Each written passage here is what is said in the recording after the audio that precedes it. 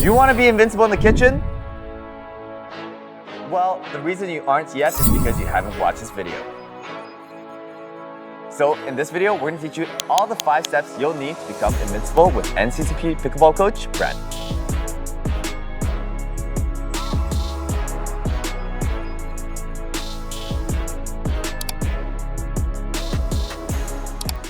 Okay, so step number 1, we want to avoid consistent dead dinks. Okay. So first, we need to define what a dead dink Show looks us like. what that Okay. is. So dinking, we're here at the kitchen. We're trying to hit the ball back into the kitchen at our opponent's feet. But dead dinks here look like if Alex and I are dinking the ball, so we're just hitting and pushing the ball back and forth to us. This is okay. There's not too much that's happening between us to really challenge ourselves. But there, right there, on a higher ball like this, is a dead dink. At this point here, if Alex wants to, he can attack. So if you want to go ahead. But mind you, you can't be in the kitchen. Okay. We'll need to... Got it. Yeah, so anytime we see a ball that sits up nice and high like this is a dead dink. Alex, if you step to the side just for a second here, if I have an opponent that consistently gives me a high ball like this, I'm not going to want to just push it back. I want to use this opportunity to attack. If I get a dink that's down here lower at my feet, I can't do that anymore. And same, if somebody pulls me out wide, it's a lot harder for me to attack. So what I want to do is focus on the placement over power, move that ball a little bit more, and avoid putting up the ball high enough that it sits net level or higher. Okay? And what's one way to avoid hitting balls high? Okay. A great way to do that is stay leaning in when we hit our dinks. If we go, have you back over there, Alex? Often what I see when people are behind the kitchen line dinking, they tend to pop up their hips. So it's almost like a thrusting sort of motion here. And there, if you wanted to, Alex, you could easily attack it. Right. Now, if you and I are back here, we're leaned over, we're almost sitting back in a chair a little bit here, and we maintain that position much lower. And so even though we're hitting the ball right back and forth to each other, it's harder for me to attack you, and it's harder to attack because that ball is sitting lower. Right. So again, a large part of that pop comes from this hip thrusting motion here. Okay. So step number 2, we touched a little bit on step number 1 about dead dinks, and again, it's placement over power. So when we're talking about placement over power, if we're back up here, trying to focus on hitting this ball super hard. So if I give you a nice big dead dink here, and you're trying to give a really powerful stroke, ball is soaring out, right? So we don't want that. So now, instead, we want to avoid being attacked. We want to avoid making mistakes like that. So let's focus on the placement first. Okay. So what this might look like is instead of hitting towards me, what you'll do is you'll maybe pull me out wide here. Okay. So go ahead, hit over here to my backhand. Ooh.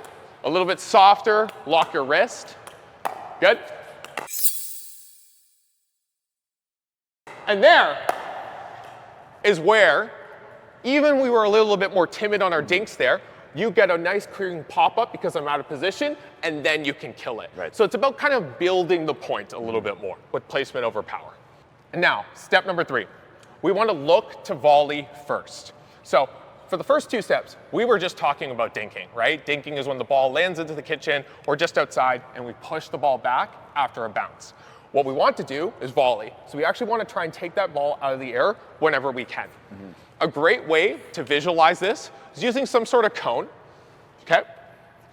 And when we're standing here in the kitchen line, we want to drop that cone just about as far as we think we can comfortably reach.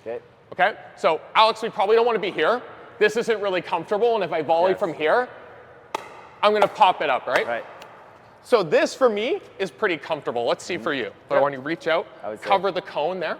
Do you think that's pretty comfortable for you to cover? A little bit shorter? Okay, no problem.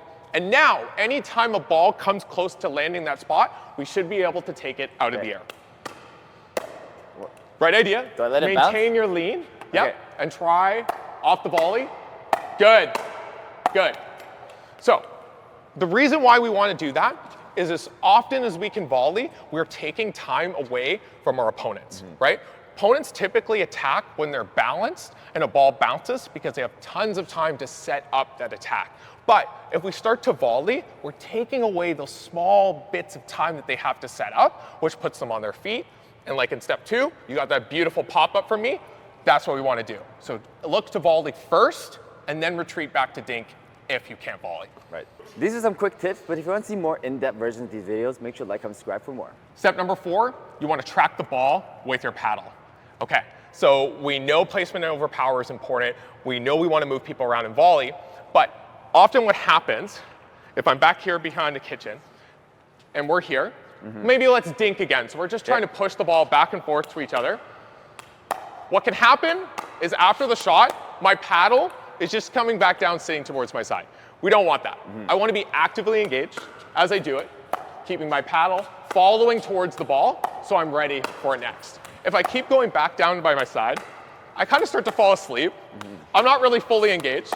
And Alex, if you wanted to attack me here, woo! See, I'm not ready. My paddle's out down by my side, and I deserve that. Right. Right? So you want to keep that paddle up. We want to keep that sort of tracking. If I had that paddle up there, I would have well covered that ball.